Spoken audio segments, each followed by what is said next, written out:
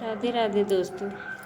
सुहाना सफ़र के सफ़र में एक नई कहानी के साथ फिर से स्वागत है। सुजाता ने अपने बेटे नील के लिए लड़की ढूंढने के लिए सभी रिश्तेदारों दोस्तों से कह दिया था। उसे एक बहुत अच्छी लड़की की तलाश थी।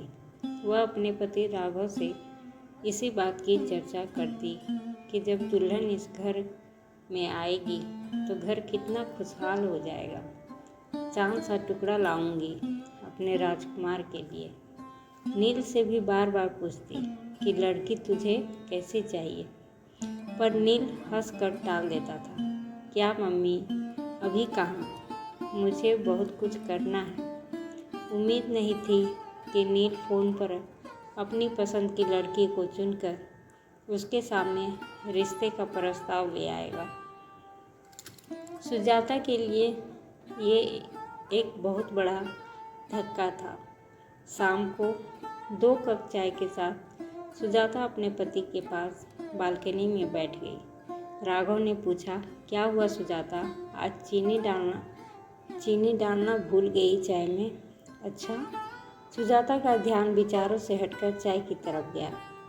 मैंने ध्यान ही नहीं दिया, अभी लाती हूँ। सुजाता चाय के लिए चीनी लेकर आई और चम्मच से कप में घुमाकर मिलाती जा रही थी। पता नहीं कैसी होगी नील की पसंद, हमसे घुलेगी मिलेगी कि नहीं। मन ही मन उधेड़-बुन में लगी थी। राघव ने कहा, बड़ी चुप हो, क्या बात है? नहीं, ऐसा कुछ नहीं है। आज सुबह नील का फ़ोन आया था। उसने बताया कि माँ, आपको लड़की देखने की ज़रूरत नहीं है, मैंने लड़की पसंद कर ली है। सुजाता के पति को जब उसने नील से हुई बातचीत के बारे में बताया तो वह पूछने लगे कि अच्छा, कौन है लड़की, कहाँ से है, क्या करती है? कुछ पूछा नहीं तुमने? सुजाता ने जवाब दिया, नहीं, मैंने सोचा मिलकर बात करेंगे, कल आ रहा है। अगले दिन नील की पसंद का नाश्ता और खाना बनाकर फुर्सत से जैसे ही बैठी तभी नील आ पहुंचा। आते ही मम्मा मम्मा करता हुआ गले से लिपट गया। क्या बात है, आज बड़ा खुश है? सुजाता ने बोला। इस पर वो कहने लगा कि मैंने आपको माही के बारे में कल बताया था ना, यह देखिए, यह उसकी फ़ोटो। कुछ घबराई नज़रों से फ़ोटो को देखने लगी। लड़की अच्छी थी, वैसे भी ना कहने का तो सवाल ही नहीं उठता था। नील की पसंद जो थी, पर अपने लिए अपनी तरह से रिश्तेदारों में जान पहचान की लड़की देखने की इच्छा हमेशा रही थी। राघव ने सुजाता को इस बात के लिए पहले ही समझा दिया था कि नील को ही ज़िंदगी बितानी है, नील की पसंद ही माननी चाहिए। एक तरह से सुजाता भी अपने मन को समझा चुकी थी और अपने बेटे की खुशी में खुश रहना चाहती थी। कैसी है मम्मा? नील ने उत्सुकता से पूछा। प्यारी है। कहाँ रहती है, क्या करती है? सुजाता ने जवाब देते हुए उससे कई सवाल कर डाले। माँ, मेरी कंपनी के पास एक कंपनी है, उसमें जॉब करती है। उसके घर में उसके मम्मी पापा और एक छोटा भाई है। आपसे मिलवाना चाहता हूँ। नहीं बेटा, तुमने पसंद कर ली तो हमने पसंद कर ली, उसके पापा ने कहा। उसके मम्मी पापा बात कर ले, फिर इस रिश्ते को आगे बढ़ाएंगे। नील ये सुनकर बहुत खुश हुआ और माही के मम्मी पापा का नंबर तुरंत अपने मम्मी पापा को दे दिया। कुछ दिन बाद दोनों का रिश्ता पक्का कर दिया। माही सांवले रंग रूप की थी। हाँ, आंखें जरूर बड़ी थी, लेकिन उसे देखकर सुजाता को लगा कि मैं तो इससे अच्छी ढूंढ कर लाती। गोरी चिट्टी, पर मन मसोच कर रह गई। सगाई धूमधाम से हुई, शादी भी हो गई, पर सुजाता को चिंता थी कि कोई मेहमान बहू के सांवले रंग पर ना कुछ बोल दे। लेकिन उसने देखा माही के चेहरे पर एक मुस्कान रहती थी। दुल्हन थी माही, पर फिर भी सबका ध्यान रख रही थी। आपने पानी लिया, कुछ खाया। सब रिश्तेदार तारीफ करते नहीं थक रहे थे, पर माही ज़्यादा बोलती नहीं थी। शायद उसकी आदत ही ऐसी थी, कम बोलना। सुजाता को माही से ज़्यादा बातें करने का समय नहीं मिला। पहले मेहमान रहे, फिर वह हनीमून पर चले गए। वहाँ से लौटे तो 2 दिनों की छुट्टियाँ खत्म हो गई। दोनों की छुट्टियाँ खत्म हो गई थी और दोनों दिल्ली लौट गए। नील ने 2 कमरों का एक मकान किराए पर लिया हुआ था। माही और वह दोनों साथ ही निकलते थे। दोनों की कंपनी पास पास थी। फ़ोन पर थोड़ी बहुत बात हो जाती थी, क्योंकि सुजाता को हमेशा राघव से माही की ही बात करनी होती थी। वह हमेशा कहती, माही शायद हमें पसंद नहीं करती। सुजाता को शिकायत होती थी कि वो दोनों घर नहीं आते। इस पर उसके पति राघव उसे समझा देते कि उनको छुट्टी नहीं मिल रही होगी।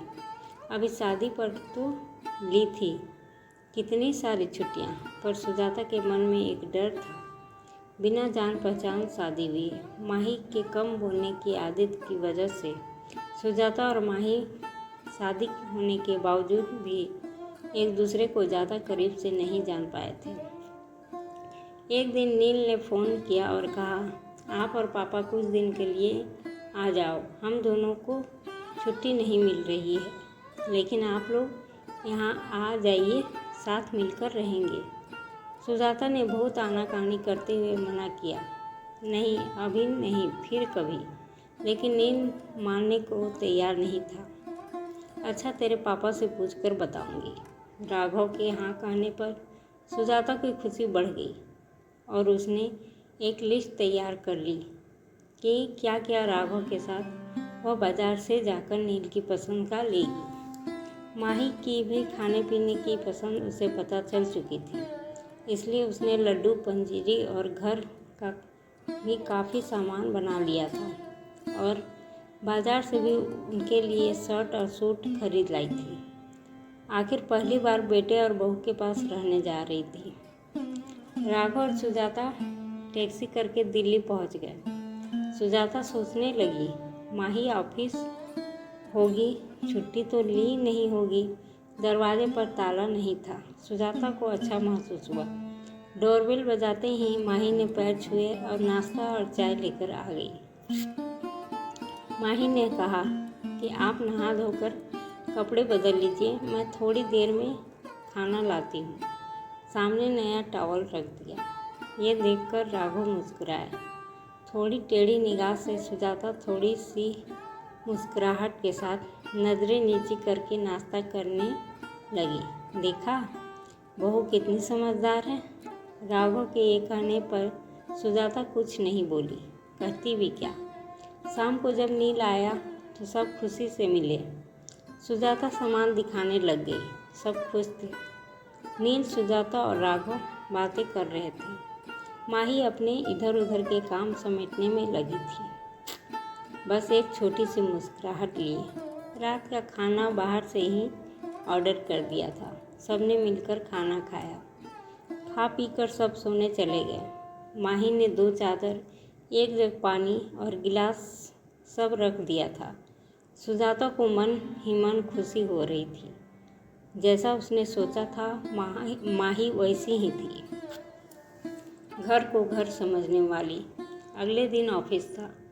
नील बताता था कि दोनों कॉर्नफ्लेक्स खाकर जाते थे।